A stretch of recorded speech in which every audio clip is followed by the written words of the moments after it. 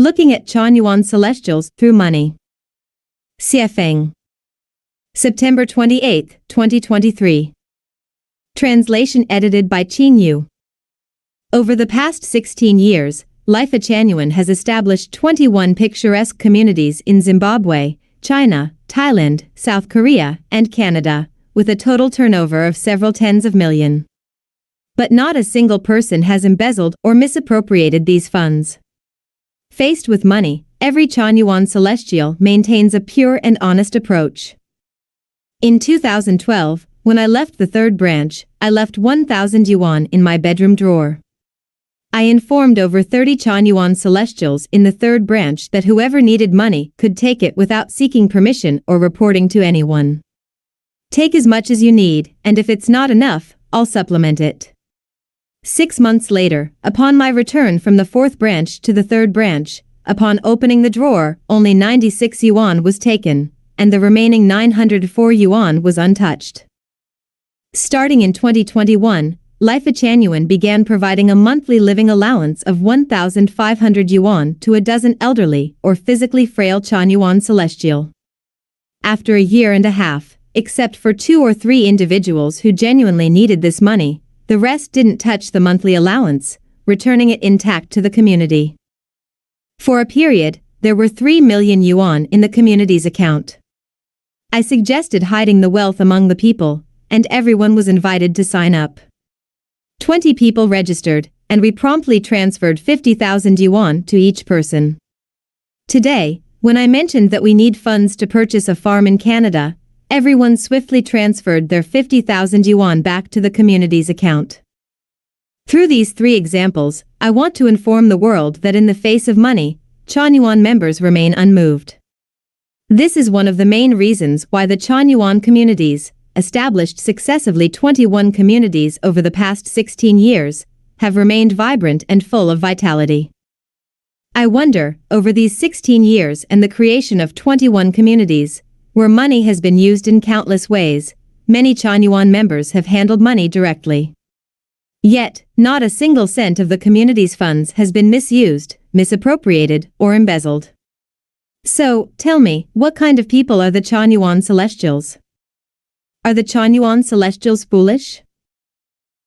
Guard against Chanyuan being alienated into political or religious organizations. Xuefeng. November 16, 2023. Translation edited by Chanyuan. For more than 10 consecutive years, Chanyuan celestials have faced oppression, with 13 picturesque homes forcibly demolished in Yunnan, Nanjing, Xinjiang, Guizhou, Shandong, Chongqing. Celestials have been coerced or abducted from these homes, and several tens of millions of yuan invested have gone down the drain. Even 2 cars from the Guizhou home remain confiscated to this day. Most Chanyuan members are under the surveillance of local governments and the police, frequently subjected to unwelcome attention. The passports of most members have been invalidated, prohibiting them from having a home within the country and also from establishing a home abroad. Especially unsettling is the image of Chanyuan members being bound with ropes, forced to squat on the ground, with a police officer pointing a gun at their backs. We have not yet attained the state where Mount Tight could collapse before us without changing our expression or heartbeat. The inner anger is self-evident, and thoughts and impulses of resistance have even arisen. However, considering the purpose of Chanyuan, particularly that it is neither a political nor a religious organization, our goal is not to oppose anything but to create an unprecedented new mode of production and living for humanity. The ultimate goal of Chanyuan members is to become enlightened immortals. In this world, we don't wish to be enemies or oppose any country, government, political party, religion, or individual. If Chanyuan were to evolve into a political or religious organization due to anger, then we would nullify our previous efforts. We would betray the core principles of Chanyuan and the initial intentions behind becoming Chanyuan celestials. The principles of the way of nature tell us that the growth and decline of anything follow a natural evolutionary law and fate. Despite Chanyuan building homes everywhere over the past 15 years, the result has been one after another demolished. Surely, there is a logic to our own development and evolution, and the oppression we face follows the natural law of evolution. Because we understand that everything operates within Tao, the actions of every government and every individual cannot escape the norms of Tao. The behavior of governments is caused by the collective karma of the nation, and the actions of individuals are determined by their own causes and effects. Belief in the justice of Tao prevents the emergence of feelings of resentment. Every existence in the universe holds its own value and purpose. Each one blossoms its unique characteristics, conforming to the macro-balance mechanism of universal life. The value of Lifechanyuan's existence is to showcase a heavenly life for humanity, to present to people a beautiful future for humanity. The value of Lifechanyuan members is to show people the qualities of truth, kindness, beauty, love, faith, and sincerity, to show that within humanity, there exists a group capable of truly being selfless and unselfish. Therefore, my view is that, regardless of how harsh or adverse the conditions for survival may be, we will continue to create homes. Construction is our affair, not the government's. As for the government destroying our home, that is their affair, not ours. Each does their own job, and there is no hatred between us, nor do we need to harbor resentment. What we need to prevent is Lifechanyuan evolving into a political party or a religious organization. In 2013, at the 4th branch of Lifechanyuan in Lincong, Yunnan, I asked a captain from the local public security bureau, "You frequently visit our home, and you understand the situation here. Is there any illegal behavior from us? Is our home not good?" He said, "You haven't committed any crimes, and your home is good. But if the number of Lifechanyuan members keeps increasing, we don't know what you might do." The concerns of the public security and national security personnel are not unreasonable. I have also contemplated, currently, there are only a few hundred Lifechanyuan members. If one day the number of members increases significantly, can we still uphold the principles of Lifechanyuan? Might I develop ambitions? Might my ambitions expand? Might I interfere with the functions of the government? Might Lifechanyuan evolve into a political organization? Actually, I have my doubts because people change as they gain more power. Some officials, before they took office, really hated corrupt officials. But once they're in power, the higher they climb, the more they tend to become the kind of people they once detested. So, how can we prevent Lifechanyuan from evolving into a political organization? Firstly, no one can call upon other Lifechanyuan members to participate in any form of political activity. Secondly, Lifechanyuan members do not participate in politically inclined activities such as marches, demonstrations, petitions, or resistance. Thirdly, Lifechanyuan members cannot issue any political appeals or political comments in the name of Lifechanyuan. Then, how do we prevent Lifechanyuan from evolving into a religious organization? Firstly, the deification of Guide Xuefeng is prohibited. If any Lifechanyuan celestial feels displeased with Guide Xuefeng, they can express it. Any Lifechanyuan celestial, if feeling that Guide Xuefeng is attempting to impose his will on them, can directly resist. Secondly, Lifechanyuan should not be regarded as a faith-based group. Lifechanyuan is originally a way of life, a large family formed by strangers, not a faith-based group. Thirdly, there should be no religious ceremonies or personal worship within Lifechanyuan, and there should be no religious preaching venues. This is because the standards for Lifechanyuan members are too high, standards that ordinary people find difficult to reach. Even among those who have practiced for more than 10 years, many still cannot meet the highest standards of Lifechanyuan members. Therefore, the development of Lifechanyuan will be very slow. In today's era, having fewer Lifechanyuan members aligns with the development laws of human civilization. Only when substantial changes occur on Earth, when people awaken, will the number of Lifechanyuan members increase. Grass represents the most fragile form of life within the hierarchy of life. Its strength is even inferior to various insects and bacteria. Naming ourselves Chanyuan celestial, Chanyuan grass in Chinese, is to convey that we are the most vulnerable group in the world. We not only lack the will to confront anyone, but also lack the ability to resist any force. Therefore, by nature, grass is destined to be trampled and abused by livestock, just as lifechanyuan members are fated to be bullied and oppressed by people. However, when all life disappears from the world, it will be surprising to discover that the earth is covered with grass. The vitality of grass is stronger than the vitality of any other life. As long as there is grass on the earth, the reproduction and proliferation of various life forms will occur again.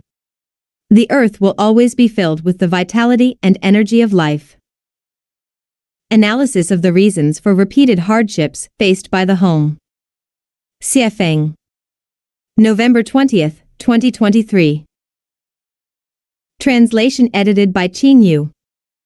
As of now, we have established 23 homes, namely, Harare Home, Chanyuan Home, Siba Home, Heavenly Hotel, First Branch, Third Branch, Fourth Branch, Nanhua, Katel, Geyser, Qingma, Farmhouse Hotel, Hidden Mountain Villa, Sesame Slope, Deep Mountain Forest, Secluded Fairy Source, Fairy Rime Oasis, Wagwa Mountain, Youth Home, First Branch in Thailand, Second Branch in Thailand, Headquarters in Canada, and Korea Home.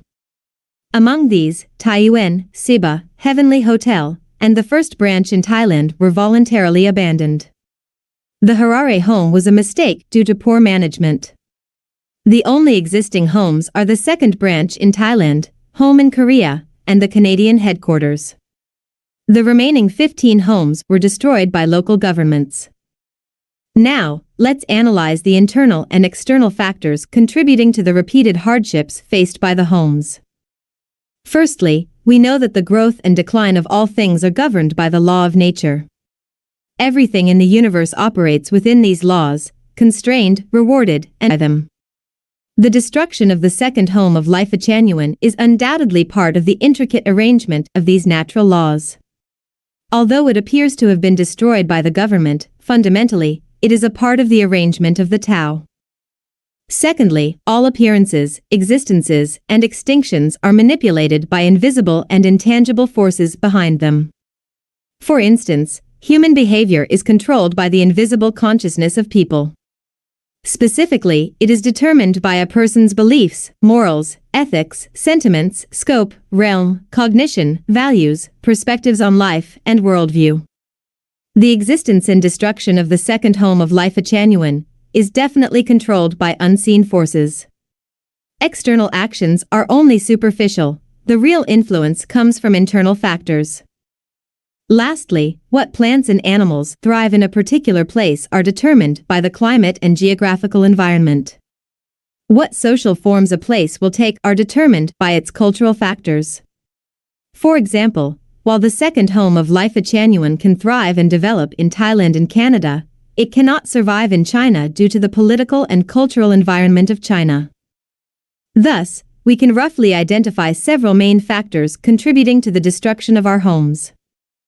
The collective karma of the Chinese nation temporarily disqualifies it from experiencing the beauty of the second home. Exceptionally beautiful experiences are reserved for lives that embody extraordinary qualities. Although there are many extraordinary lives on Chinese soil, overall, the Chinese people are currently not qualified or fortunate enough to experience extraordinary things. Therefore, when extraordinary things appear in this land, they are annihilated in their infancy. The lifechanyuan members who once lived in the second home have personally experienced the unparalleled beauty of home life. Even in its relatively primitive state, the second home's condition was enough to captivate everyone, making them unwilling to return to traditional life. Once the home program is perfected and the environment is built as envisioned, life in the second home will be scarcely different from life in the lowest level of heaven. Hence, we must deeply reflect, are the life qualities of Chanyuan of enjoying life in such an exquisite home? Therefore, the initial construction of most homes went smoothly.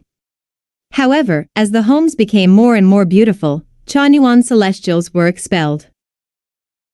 Thus, we must ask ourselves, am I qualified to enjoy home life? Have I resolved my karmic entanglements? Have I repaid my debts? Do I no longer have any selfishness? Have I relinquished my attachments? Can I live harmoniously with my brothers and sisters? Have I strictly followed the guide's roadmap? When fate wants to destroy something, it first drives it to madness. When fate wants something to prosper, it first causes it to suffer. Numerous historical events have proven this point. Judging from this, the repeated hardships faced by the homes are meant to cultivate our resilience and strength. It is foreseeable that the second home of Chanyuan will surely prosper. I have complete confidence that the second home will prosper and develop. This confidence comes from three sources. Firstly, we have a series of theories to support us. Secondly, we have a successful home model, especially after enduring suppression for 14 years. Our homes in Thailand and Canada continue to stand strong and grow. Finally, we have a group of Chanyuan celestials who, despite long-term suffering, remain unwavering in their original intentions and are becoming increasingly resilient. In China, we will continue to build homes because Chanyuan celestials can only truly understand the meaning of becoming Chanyuan celestials when living in a home. Only then can they achieve the state of possessing nothing yet having everything, free from worries about food, clothing, shelter, transportation, and the cycle of life and death. Eventually, they can become mature crops harvested into the granary of heaven. Human history will prove that the lifechanyuan values and the second home model are the hope of humanity. We will continue to march towards the pinnacle of human civilization as before. The principles and values behind the disappearance of homes. Xuefeng. November 28, 2023. Translation edited by Chanyuan. 1 minute on stage, 10 years of hard work off stage. The annual moment of fame for Nobel Prize winners takes only a few minutes, yet it conceals years, even decades, of quiet research, contemplation, and exploration. It is said that Edison experimented with 1,600 materials. The principles and values behind the disappearance of homes. Xuefeng. November 28, 2023. Translation edited by Chanyuan. 1 minute on stage, 10 years of hard work off stage. The annual moment of fame for Nobel Prize winners takes only a few minutes, yet it conceals years, even decades, of quiet research, contemplation, and exploration. It is said that Edison experimented with 1,600 materials before successfully inventing the light bulb. Throughout human history, those who achieved great accomplishments have almost always been repeatedly battered by failures. When we examine the histories of Judaism, Christianity, and Buddhism, we find that in their developmental histories, they suffered numerous destructive setbacks. For instance, Buddhism in Chinese history experienced 5 periods of extinction. Considering recent suppression, it faced at least 6 destructive oppressions. Every spectacular transformation in an individual or a cause is forged through blood, tears, and is brewed from pain. We witnessed the beautiful butterfly dancing in the flowers, yet it emerged from the metamorphosis of a crawling caterpillar. The transformation from a caterpillar to a butterfly is an extremely arduous and painful process. I have long observed the growth process of silkworms and the transformation of silkworm pupae into moths. Each molten metamorphosis is a test of life and death and a heart-wrenching split. From the perspective of Tai Chi principles, darkness and light coexist, shame and honor are shared, failure and success are twins, pain and joy are intertwined. To enter the light, one must go through darkness. To gain honor, one must face shame. Without experiencing failure, success is nearly impossible. To enjoy joy, one must endure pain. 11 seasons have come and gone, green hills remain, how many sunsets have glowed red. The 15 picturesque paradises we painstakingly built with our sweat and toil have suffered destructive blows. Through 10+ springs and autumns, 10+ instances of wind, frost, and snow, we have committed no wrongdoing. Why then must we endure such devastation? What is the reason behind it? The answer is, this is a consequence of the objective laws of development, a process and price that must be paid. Without experiencing darkness, where would the light come from? Without setbacks, where would tranquility arise? Without paying the price, where would blessings come from? The book Kai Gen Tan says, when heaven is about to inflict misfortune upon people, it first treats them with small blessings. Therefore, one should not rejoice excessively when blessed, but rather consider if they can endure it. When heaven is about to confer blessings upon people, it first admonishes them with slight misfortunes. Hence, don't overly worry when misfortune arrives, but consider if they can be rescued. The Taoism master Laozi teaches us, good fortune lies within misfortune, and misfortune may conceal within good fortune. The proverb "the old man at the frontier lost his horse" illustrates the uncertainty of fate. After facing numerous setbacks over more than 10 cycles of seasons, who can assert that it is not a blessing in disguise for the home? Slower growth fosters deeper roots, a richer appearance, and longer longevity. Born suddenly, gone suddenly, similarly, slow to grow, long to last. The longer the lifespan of something, the more setbacks and hardships it endures, and its growth proceeds more gradually. The lifespan of the lifechanyuan era is 1,000 years. This is a lengthy process, making it longer than the existence of any other thing in human history. Thus, according to the principles of the objective laws of development, the setbacks and blows experienced by lifechanyuan have yet to be enough. We must be psychologically prepared to accept more challenges. However, we explicitly understand that it's due to enduring over a decade of hardships that we've realized the value of lifechanyuan, acknowledging the remarkable power and vitality of the second home's innovative modes of living and production. If we hadn't faced these trials, it would signify that what we're engaged in and the path we're following align with outdated, lifeless cultures and systems, destined to disappear swiftly, much like horse-drawn carriages when automobiles arrived. So, fellow Chanyuan celestials, although we are facing difficulties now, the future of lifechanyuan is undoubtedly bright and glorious. Our wishes will undoubtedly be fulfilled, our aspirations will certainly come true. Anaheim Lake, the holy pilgrimage site of lifechanyuan. Xuefeng. Translation edited by Chanyuan. Anaheim, an indigenous name, means the beginning of creation, which can be translated as the dawn of creation or the origin of creation. Anaheim Lake is situated in the 25,000 square kilometer Chilcotin Wilderness area. To the north of the lake lies vast, pristine forest. To the west, the rolling coastal mountain range. To the south, scattered wooden houses of the indigenous people. To the east, there is wild and untamed wilderness. Anaheim Lake covers an area of 5.8 square kilometers.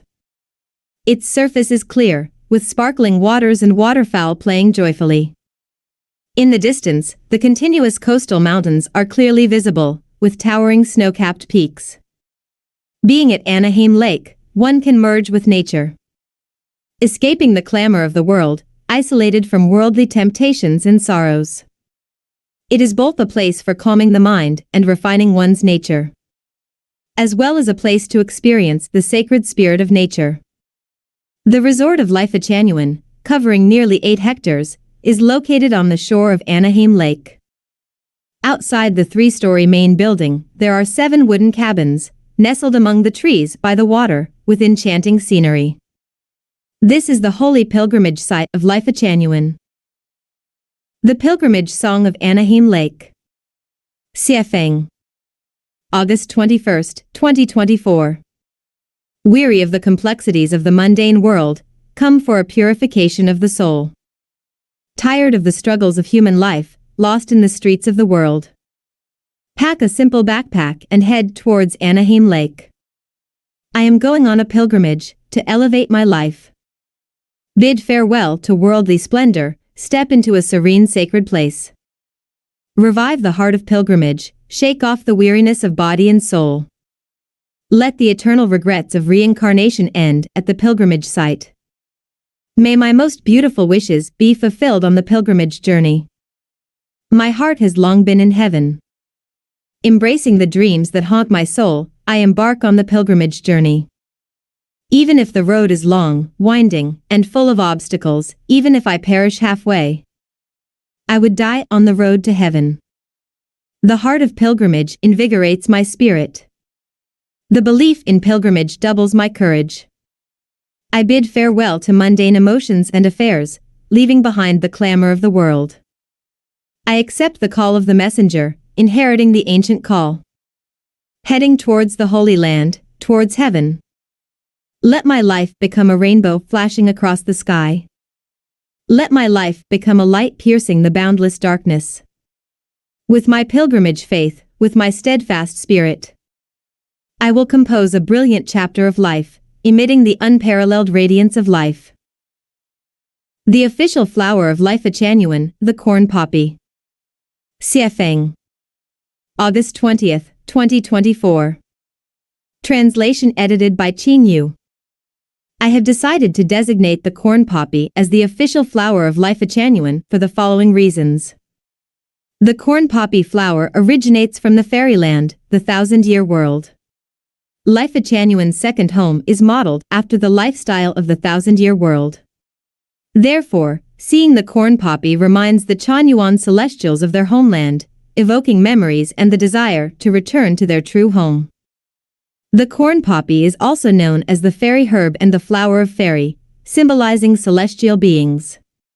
Since all Chanyuan celestials are celestial beings, it is fitting that the corn poppy is named the official flower of Chanyuan. The corn poppy's light and ethereal bloom embodies the grace and elegance of celestials.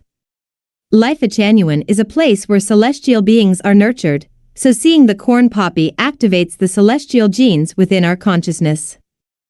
The corn poppy is pure and unsullied, remaining immaculate as it blooms, symbolizing the Chanyuan celestials. The corn poppy is covered in tiny thorns, effectively protecting it from pests, much like how the Chanyuan celestials are not easily entangled by worldly emotions and affairs. The corn poppy is delicate and beautiful.